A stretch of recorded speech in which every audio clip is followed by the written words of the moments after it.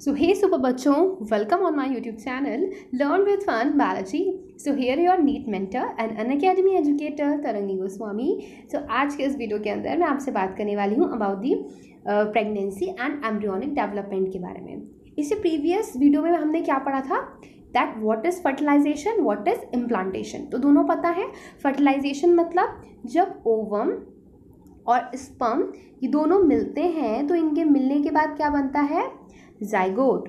और जाइगोट जो बन जाता है उसको हम बोलते हैं कि फर्टिलाइजेशन हो गया. एंड उसके बाद दूसरी चीज़ क्या होती है, इम्प्लांटेशन. उसके बाद क्या होता है, ये जो जाइगोट है ये डिवीजन करता है जिसको हम कहते हैं क्लीवेज. तो जाइगोट के डिवीजन के बाद क्या बनता है, 2 सेल स्टेज, फिर बनती है 4 सेल स्टेज, फिर बनती है 8 सेल स्टेज. उसके बाद बनता है morula. Morula is a 16 cell stage. Morula के बाद क्या बनता है, ब्लास्टोसिस्ट. और फिर ये जो ब्लास्टोसिस्ट है ये आकर यूट्रस में अटैच हो जाता है.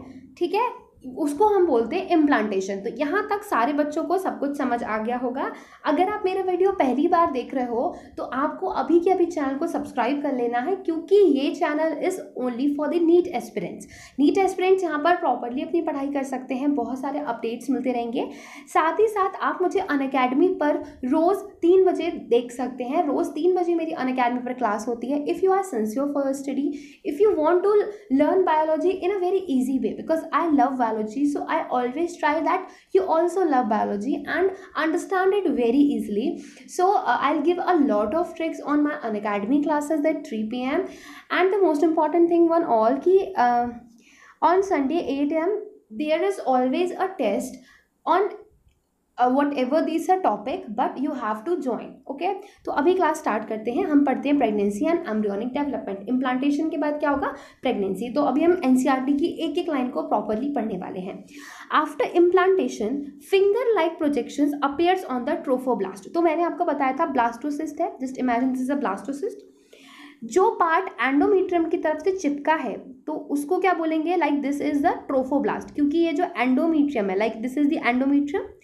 सो एंडोमीट्रियम की तरफ वाला जो पार्ट है जो एंडोमीट्रियम में इम्प्लांट हो रहा है उसको हम बोलेंगे ट्रोफोब्लास्ट. और जो इधर वाला पोर्शन है पूरा का पूरा, लाइक ये वाला पोर्शन, इसको हम बोलेंगे इनर सेल मास, जो कि फर्दर क्या बनाएगा, एम्ब्रियो को बनाएगा. ठीक है. सो यहाँ पर इन्होंने लिखा है कि इम्प्लांटेशन के बाद फिंगर लाइक प्रोजेक्शन जो है वो अपीयर होने लगते हैं यहाँ पर ट्रोफोब्लास्ट में, जिनको हम बोलते हैं chorionic villi, which are surrounded by the uterine tissue and the maternal blood. The chorionic villi, the uterine tissue become interdigited with each other. तो क्या होता है, जो chorionic villi और uterine के टिश्यू हैं, like this is the chorionic villi and this is the uterine का tissue, तो ये एक दूसरे में बिल्कुल क्या हो जाते हैं, मिक्सअप हो जाते हैं, like बिल्कुल बन जाते हैं. interdigited with each other and jointly form a structural and functional unit between developing embryo and maternal body is known as the placenta. तो अभी समझ आया प्लेसेंटा कैसे बना. ये जो कोरियोनिक विलाय और ये जो यूट्राइन टिश्यू है ये बिल्कुल एक दूसरे में आपस में जुड़ जाते हैं, जिससे क्या बनता है, प्लेसेंटा फॉर्म हो जाता है. The placenta facilitate the supply of oxygen. तो यहाँ पर वो बात कर रहे हैं प्लेसेंटा के फंक्शंस की. इंपॉर्टेंट है, आपके एग्जाम में पूछा गया है तो यहाँ पर ध्यान देना है कि प्लेसेंटा क्या करता है, ये supply of oxygen and nutrients देता है एम्ब्रियो को, and also removal of carbon dioxide and excretory waste material produce by the embryo. तो जो अच्छी अच्छी चीज़ें हैं like supply of oxygen and nutrients ये एम्ब्रियो को देता है, और एम्ब्रियो से कहता है कि लाओ जो भी कूड़ा कचरा है मुझे दे दो, मैं बाहर फेंकवा दूंगा मम्मी से कह के. ठीक है. तो एम्ब्रियो के पास जो भी कार्बन डाइऑक्साइड है, जो भी एक्सक्रीटरी वेस्ट है, वो सब किसके थ्रू बाहर जाते हैं, प्लेसेंटा के through. The placenta is connected to the embryo through an umbilical cord. तो ये बात अच्छे से याद रखनी है कि जो प्लेसेंटा है वो एम्ब्रियो से कैसे कनेक्ट रहेगा, by the umbilical cord, which helps in the transport of substances to and form the embryo. तो ये क्या करता है, अम्बिलिकल कॉर्ड ये सारा ट्रांसपोर्ट करने में हेल्प करेगा बेबी को. Placenta also act N endocrine tissue and produce several hormones. तो ये बात याद रखनी है. देखो प्लेसेंटा के बहुत सारे फंक्शन है. प्लेसेंटा ने खाना भिजवाया, न्यूट्रिएंट्स भिजवाए, ऑक्सीजन भिजवाई, और साथ ही साथ बेबी से कहा कि ला अपना कूड़ा दे दो, मैं मम्मी को दे दूंगा, वो फेंक देंगी. उसके अलावा इसने एक और काम किया, दैट इज दी, इसने एंडोक्राइन टिश्यूज को एंडोक्राइन टिश्यू की तरह एक्ट किया और इट रिलीज हॉर्मोन्स। लाइक कौन कौन से हार्मोन, ये याद करना इंपॉर्टेंट है क्योंकि आपके एग्जाम में पूछा जा सकता है। सबसे पहला हार्मोन आता है HCG। What is the hormone? Human chorionic gonadotropin. मैंने आपको बताया था जो कोरियोनिक विलाय और यूट्राइन टिश्यू है ये दोनों मिलके बनाते हैं ना प्लेसेंटा को, तो प्लेसेंटा के अंदर से जो हार्मोन है उसके नाम में भी क्या आ रहा है? कोरियोनिक। ठीक है, human chorionic gonadotropin. Human placental lactogen, दूसरे में क्या आ गया? Human placental lactogen, that is the HPL। तो प्लेसेंटा से निकल रहा है इसलिए क्या आ गया? P आ गया।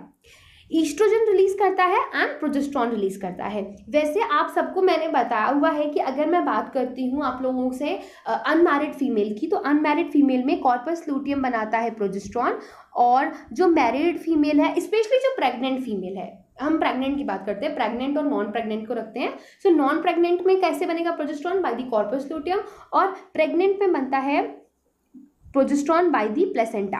आपको बस एक बात याद रखनी है कि progesterone is a pregnancy hormone. Progesterone को हम प्रेगनेंसी हार्मोन कहते हैं। P से प्रोजेस्टेरॉन, P से प्लेसेंटा, P से प्रेगनेंसी। ठीक है, in the later phase of a pregnancy a hormone called a relaxin is also secreted by the ovary. So ovary एक और हार्मोन सिक्रेट करती है जिसको हम बोलते हैं रिलैक्सिन।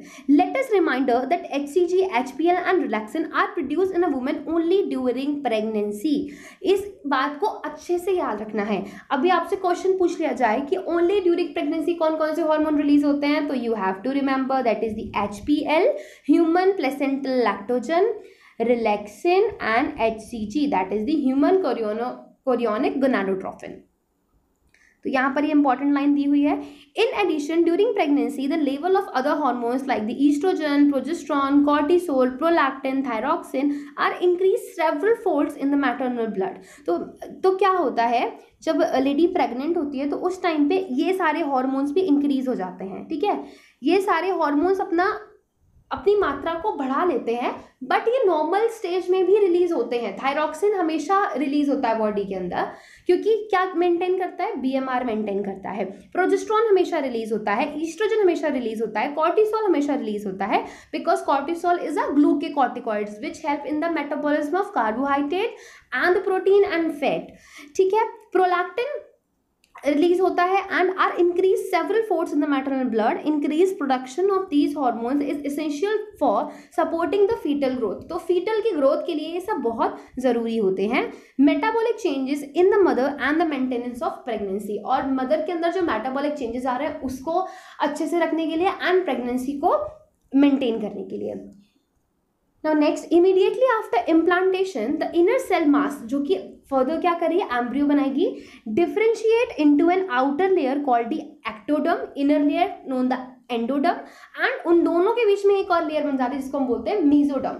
तो ट्रोफोब्लास्ट ने क्या किया? ट्रोफोब्लास्ट वाला पूरा एक्सप्लेन कर चुकी है, उससे क्रोनिक विलाय निकले, उसने प्लेसेंटा बाद में फॉर्म कर दिया। दूसरी बात हम करेंगे इनर सेल मास की।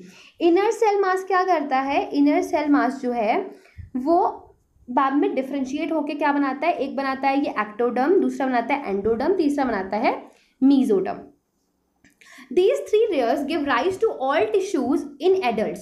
तो मैंने अनअकैडमी पर जो आपको ये क्लास में पढ़ाया था, तो मैंने आप लोगों को ये बताया भी था कि एक्टोडर्म कौन कौन से ऑर्गन बना रही है, मीजोडर्म कौन कौन से ऑर्गन बना रही है, और एंडोडर्म कौन कौन से ऑर्गन्स बना रही है। तो ये सारी जो एडिशनल इन्फॉर्मेशन दे रही हो ना, ये सब अनअकैडमी में मिलेगी। इसीलिए अनअकैडमी पर फॉलो करो, मेरे लेसन्स को देखो, और स्पेशली जब मैं लाइव पढ़ा रही हूँ तब क्लास में आओ, जिससे कोई भी डाउट होना तो तुरंत का तुरंत क्लियर हो जाए और आप अच्छे से प्रिपरेशन कर सको, वो भी टोटली इन फ्री।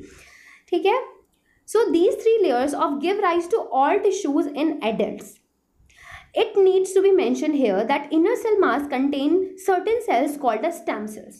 तो हमें ये बात याद रखनी है कि जो इनर सेल मास है दैट इज द ICM, उसके पास कुछ सेल्स होती हैं, कुछ सर्टेन सेल्स होती हैं जिनको हम बोलते हैं stem cells, which have the potency to give rise to all tissues and the organs, जिनके अंदर इतनी पावर होती है कि वो ऑर्गन्स को बना सकती हैं। तो आपने स्टेम सेल्स के बारे में तो ऑब्वियसली सुना ही होगा, तो यहाँ पर आप कनेक्ट कर सकते हो। Now the last paragraph, what are the major features of the embryonic development of various months of the pregnancy। तो यहाँ पर बात की है कि जब बच्चा डेवलप हो रहा है, एम्ब्रियो डेवलप हो रहा है, तो कब चीज हमें क्या क्या सुनने को मिलेगी, क्या क्या महसूस करने को मिलेगी। The human pregnancy last is 9 months। 9 months आपको याद रखना है, 9 months चलती है प्रेगनेंसी। कितने वीक्स होते हैं, अप्रॉक्स 40 वीक्स। नेक्स्ट इज कितने डेज होते हैं, 280 डेज। और कितने ट्राइमेस्टर होते हैं, 3 trimester. Okay, so do you know for how many months pregnancy last in a dogs, elephants and cats? Find out. So this is your homework. In human beings after 1 month of pregnancy के 1 महीने बाद the embryos heart is form. तो सबसे पहले क्या बनेगा भैया, सबको पता है दिल बहुत ज़रूरी है, तो सबसे पहले फर्स्ट मंथ में ही हार्ट का फॉर्मेशन हो जाता है। तो फर्स्ट मंथ में हार्ट बन गया। The first sign of growing fetus may be noticed by listening of the heart sound carefully through the stethoscope। तो जब हम स्टेथोस्कोप के थ्रू बहुत केयरफुली सुनते हैं साउंड, तो हमें पता चलता है कि जो अंदर बेबी है वो ग्रो कर रहा है। By the end of the 2nd month of pregnancy, the fetus develops limbs and digits। तो जैसे ही 2nd महीना, दूसरा महीना पूरा होने वाला होता है, तो लिम्स बनने शुरू हो जाते हैं। By the end of 12 weeks, मतलब कि जब एक तरीके से जब पूरा तीनों ट्राइमेस्टर पूरे होने वाले हैं, 3rd month चल रहा है, तो उस टाइम पे जो मेजर ऑर्गन्स हैं वो बनने शुरू हो जाते हैं। For example the limbs, the external genital organs अब बनने लगते हैं। तो जो फीटस का सेक्स होता है कि फीटस मेल है कि फीमेल है, ये हमें कब प्रॉपरली पता चल जाता है, 3rd month में।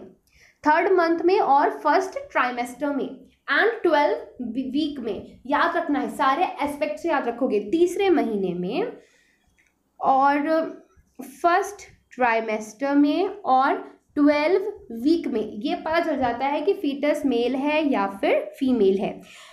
Most of the major organs systems are formed. For example, the limbs, external genital organs are well developed. The first movement of the fetus and the appearance of hair on the head are usually observed during the 5th month। तो याद रखना है, 5वें महीने में बच्चा क्या करने लगता है, मूवमेंट स्टार्ट करने लगता है, विच इज सो क्यूट।